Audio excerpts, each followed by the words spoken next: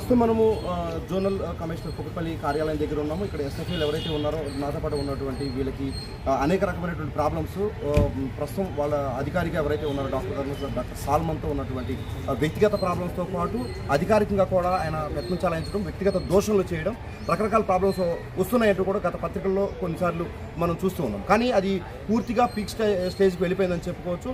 Personal harassment, ఏదైనా సెలవులు దినాలు కావాలన్నా ఎవరైనా చావులుగా ఏదైనా జరిగినప్పుడు కూడా సెలవులు ఇవ్వకపోవడంతో పాటు వాళ్ళకి నిత్యావసర ఏదైతే అంటే గవర్నమెంట్ నుంచి ప్రొవైడ్ చేసే సామాగ్రి అంటే బ్లీచింగ్ పౌడర్ లాంటివంటి కనీసమైనటువంటి సామాగ్రి ఏదైతే ఉందో అది ఇవ్వకుండా ఇబ్బందులు పెట్టడం, డ్యూటీ చేయమని ఇబ్బంది పెట్టడం, డ్యూటీల్లో కూడా చేయని తప్పిదాలకు కూడా పెనాల్టీలు వేయడం అనేటువంటి కూడా కొన్ని చేసినటువంటి దృష్టి తీసుకొచ్చారు.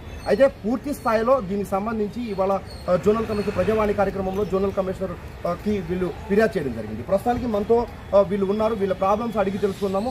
పూర్తిగా ఒక అధికారే వేధిస్తే ప్రజలకి ప్రభుత్వానికి వారధిగా ఉన్నటువంటి వీళ్ళ పరిస్థితి ఎలా ఉంటుంది అనేది కూడా ఒకసారి ఆలోచించాల్సిన అవసరం ఉంది. ఉన్నతాధికారులు దీనిపైన ఒక విధమైనటువంటి కమిటీ వేయడం కానీ చర్యలు తీసుకోవడం కానీ జరగాల్సింది. ప్రస్తుతం వాళ్ళ ప్రాబ్లమ్స్ ఏమని వాళ్ళ మాటలో అడిగి తెలుసుకున్న ప్రయత్నం. చెప్పండి, ఏం జరిగింది?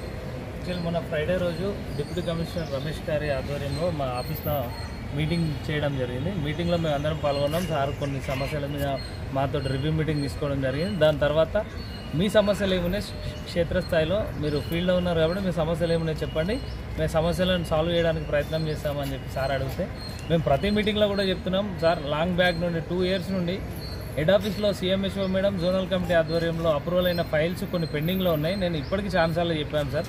ఆ ఫైల్ మెడికల్ డెత్ ఫైల్ వాళ్ళ కుటుంబ సభ్యులకు దాని మీద ఆధారపడే వాళ్ళు ఉన్నారు కాబట్టి వాళ్ళ కుటుంబ సభ్యులకు ఆర్థికంగా చాలా ఇబ్బంది పడుతున్నారు కాబట్టి ఆ ఫైల్లో అప్రూవల్ ఇవ్వండి సార్. అక్కడ హెడ్ ఆఫీస్ నుండి అయినా కూడా ఆ దేవుడికి దర్శనం ఇచ్చిన పూజారి వారం ఇస్తలేని అన్నట్టు మీ దగ్గర అవుతున్నాయి సార్. కొంచెం దాన్ని పంపించండి, ఈ ఆఫీస్లో పెట్టి దాన్ని క్లియర్ చేసి వాళ్ళకు ఉద్యోగ భద్రత కల్పించండి అని చెప్పి అడగడం జరిగింది. దాని తర్వాత క్షేత్రస్థాయిలో వర్కర్లకి సున్నము, బ్లీచింగు, జాడికట్టలు, బ్రూమ్ స్టిక్స్ ఆఫీస్ నుండి ప్రొవైడ్ చేయడం జరుగుతుంది. ప్రతిసారి ఈ సార్ వచ్చిన 1 year నుండి దాదాపు ప్రతిసారి ఇప్పటికీ ఛాన్సులు ఇవ్వడం జరిగింది. 3-4 times ఇవ్వడం జరిగింది. ప్రతిసారి తక్కువ ఇస్తున్నారు సార్. ఒక 50 ఇచ్చే దాంట్లో 40 ఇవ్వడం, 35 ఇవ్వడం, కట్టలు అట్లాంటివి ఇస్తే సార్ ప్రతిసారి మీరు తక్కువ ఇస్తున్నారు, ఎందుకు అట్లా ఇస్తున్నారు సార్? కొంచెము తెప్పించేదో కరెక్ట్ తెప్పించేది కదా సార్. వర్కర్లకు వర్క్ చెప్తున్నాము, చీపులు సరిపోతలేవు సార్ అని అడిగినాం. ఇంతకుముందు కూడా మీ దృష్టికి తీసుకొచ్చాం సార్, కొంచెం తక్కువ ఇవ్వండి, కరెక్ట్ ఇవ్వండి సార్ అని అడిగినందుకు ఆఫీస్లో మీటింగ్లో కొన్ని క్వశ్చన్స్ చేయడం జరిగింది. తర్వాత బయటకు వచ్చినాక కూడా సున్నం కరెక్ట్, బ్లీచింగ్ కరెక్ట్ ఇవ్వట్లేదు. 3 monthsకి ఒక సూపర్వైజర్కి ఒక బ్లీచింగ్ బ్యాగ్ ఇస్తే, ఒక ఏరియాకి నేను బాలాజీ గారు సూపర్వైజర్ని, నాకు ఒక బ్లీచింగ్ బ్యాగ్ ఇస్తే ఏం చేసుకోవాలి సార్? దాన్ని తక్కువ ఇస్తున్నారని అడిగినందుకు నా మీద వ్యక్తిగతంగా దాడి చేసి నువ్వు ఇవ్వనిరా, ఊరికే ప్రతిసారి మీటింగ్లలో ఈ ఫైళ్ళ గురించి అడుగుతావు, నీకేం సంబంధం, నువ్వు ఎందుకు అడుగుతావు, ఇంతమంది ఉన్నారంటే మాకు ఒక యూనిటీ ఉంది సార్, అందరు కలిపి ఒకటి అడుగుతున్నామని చెప్పినందుకు మా మీద వ్యక్తిగతంగా దాడి చేసి నన్ను ఇదే ప్లేస్లో నన్ను దూషణలు చేసి నన్ను కొట్టడానికి వచ్చడం జరిగింది. మా తోటి ఎస్ఎఫ్ఎల్ 40 మంది ఎస్ఎఫ్ఎల్ వాళ్ళని ఆపడం జరిగింది. ఆపినా కూడా ఎంత ఆపినా కూడా మొత్తం చేసేసి మీదికి వచ్చి కొట్టడానికి వచ్చి కొట్టడం ఒకటి తప్ప ఆడు వీడు నీ సంగతి చేశాను, నువ్వు లేబర్, నువ్వు ఎట్లా డ్యూటీ చేస్తాను భయాందోళన గురి చేసి మమ్మల్ని చాలా ఇబ్బంది పెట్టాడు. దీని విషయంలో మేము అందరం మాట్లాడుకొని నాకు ఒకరికే కాదు, సార్ డే 1 నుండి వచ్చిన డే 1 నుండి ఈ రోజు వరకు ప్రతి ఒక్కరితో ఇక్కడ ఉన్న 40 మంది ఎస్ఎఫ్ఎలతో ప్రతి ఒక్కరితో గొడవని, ప్రతి ఒక్కరితో ఏదో విధంగా గొడవ చేస్తున్నారు. ఆయనకు అసలు ఫీల్డ్ మీద ఆఫీస్లో ఉండాలి, విజిటింగ్ అవర్స్లో ఆఫీస్లో ఉండాలి. 3 రోజులకు 4 రోజులకు ఒకసారి వస్తాడు, బయట అక్కడనే ఉండి హోటళ్ళల్లో సెటిల్మెంట్లు చేసుకుంటూ అక్కడనే తిరుగుతాడు తప్ప ఆఫీస్కి రాడు. కార్మికులకు అందుబాటులో ఉన్నాడు. ఈఎస్ఐ పిఎఫ్ ఏదైతే ఉంటుందో ఈఎస్ఐ పిఎఫ్లో సంతకాలు పెట్టాలి. ఆ సంతకాలు పెట్టడానికి రావాలంటే అసలు అందుబాటులో ఉన్నాడు. కార్మికులు రోజులు వచ్చి ఆఫీస్లో గేట్ కాడ వెయిట్ చేసి డోర్ దగ్గర వెయిట్ చేసి వెళ్ళిపోయే రోజులు ఉన్నాయి. అట్లా అడిగినందుకు సార్కు ప్రతిసారి సార్ ఏమన్నా క్వశ్చన్ ఆయన ఏ చెప్తావో అది వినాలి. దానికి కాదు సార్ ఇట్లా అన్నామంటే గత వాళ్ళని వ్యక్తిగతంగా దూషణ చేసి వాళ్ళకి వీక్ ఆఫ్లు ఇయ్యాడు. వాళ్ళకి ఫీల్డ్ మీదకి వచ్చి చిన్న కుప్పలు ఉన్నాయంటే 5,000, 10,000 ఫైన్లు వేసేస్తాడు. మాకు వచ్చే 15,000 జీతంలో 16,000 జీతము, దాంట్లో 5,000, 4,000, 3,000, 2,000 ఇష్టం వచ్చినట్టు ఆయన నోరుకి ఎంత వస్తుంటే ఫైన్లు వేస్తాడు. ఎట్లా బతుకుతాం సార్ మేము? 15,000 జీతంలో 5,000 రూపాయలు జీతమే కట్ అయిపోతే దాంట్లో మా 1-2 ఆప్షన్లు ఉంటాయి. అన్ని సగం కట్ అయిపోతే సగం జీతంతో మేము ఏ విధంగా బతకాలని అడగడం జరిగింది. ఇదే విషయంలో మేము చిన్న నిరసన కార్యక్రమం చేసి డిప్యూటీ కమిషనర్ గారికి లెటర్ ఇవ్వడం జరిగింది. అట్లనే కుకట్పల్లి ఎమ్మెల్యే గారు, గౌరవ ఎమ్మెల్యే గారు కృష్ణారావు గారికి, కాంగ్రెస్ పార్టీ ఇన్ఛార్జ్ బండి రమేష్ గారికి కూడా లెటర్ ఇవ్వడం జరిగింది. ఈరోజు ప్రజావాణి నడుస్తుంది. మా కొత్త జోనల్ కమిషనర్ గారు వచ్చారు. జోనల్ కమిషనర్ గారు లెటర్ ఇచ్చి మాకు సార్ తోటి మాకు చాలా ప్రాబ్లం ఉంది సార్, ప్రతి ఒక్కరికి కాదు, సార్ యొక్క బిహేవియర్ చాలా ప్రాబ్లం ఉంది, దీని మీద మాకు న్యాయం చేయగలరని జోనల్ కమిషనర్ గారిని వేడుకోవడం జరిగింది. మీకు కూడా చెప్తున్నాను, పత్రికా ముఖంగా మీడియా ముఖంగా చెప్తున్నాను, మా అందరికీ న్యాయం కావాలి. మేము పబ్లిక్లో వర్క్ చేస్తున్నాం కాబట్టి ప్రజలల్లో మీరు ఎంక్వైరీ చేయండి. కింది స్థాయి నుండి ఇక్కడ అటెండర్ దగ్గర నుండి అక్కడ గేట్ దగ్గర మెయిన్ గేట్ దగ్గరకు వచ్చేస్తే సెక్యూరిటీ దగ్గర నుండి పై ఆఫీసర్ జోనల్ డిప్యూటీ కమిషనర్ దాకా ఎంక్వైరీ చేయండి. సార్ ఎట్లాంటి క్యారెక్టర్ ఎట్లాంటిదో, సార్ ఎట్లాంటివాడో అందరికీ తెలుస్తుంది. దయచేసి సార్ మీద చర్యలు తీసుకొని మాకు న్యాయపరంగా చట్టపరమైన చర్యలు తీసుకొని శాఖపరమైన చర్యలు తీసుకొని మాకు అందరికీ న్యాయం చేయగలరని కోరుతున్నాం సార్. సార్ వచ్చిన కొత్తలోనే ఒక వారం 15 రోజులకు నా ఏరియాకి రావడం జరిగింది సార్.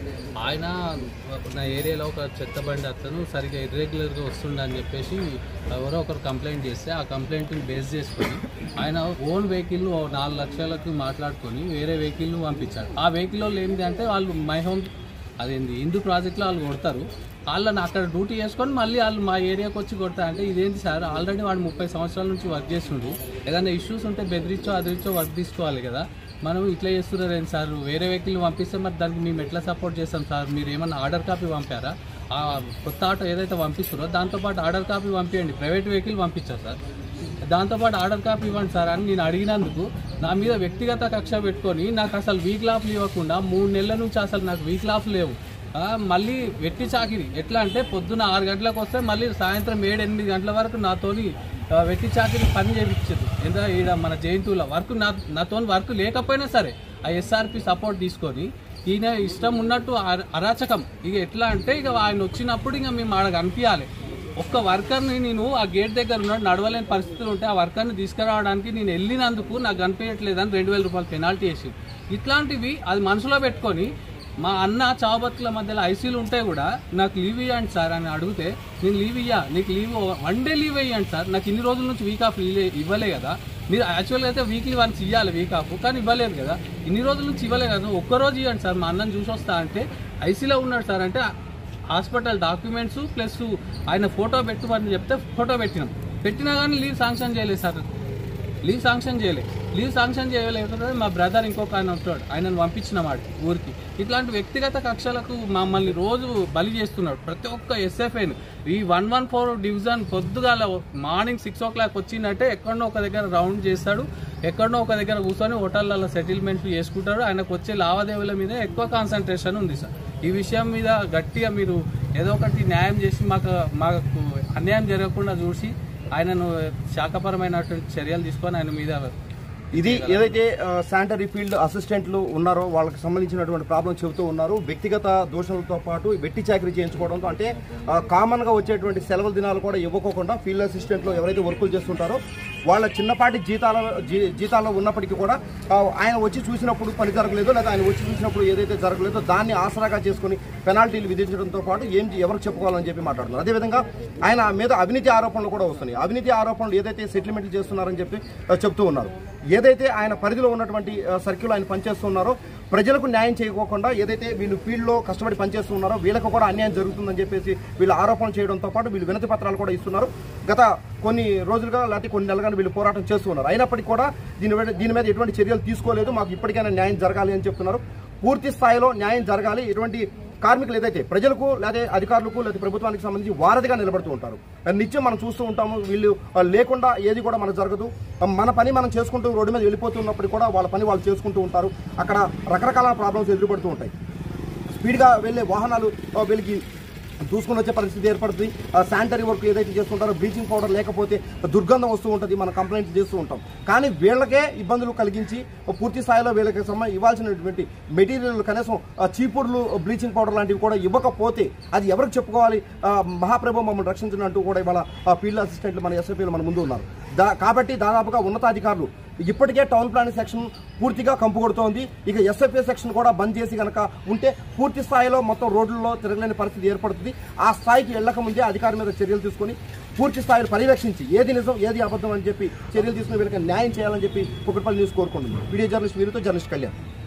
కూకట్పల్లి న్యూస్ మనమిక్కడ మన వార్తలు ప్రపంచమంతా అనే నినాదంతో జర్నలిస్ట్ కళ్యాణ్ సారథ్యంలో మీ ముందుకొస్తున్నాం.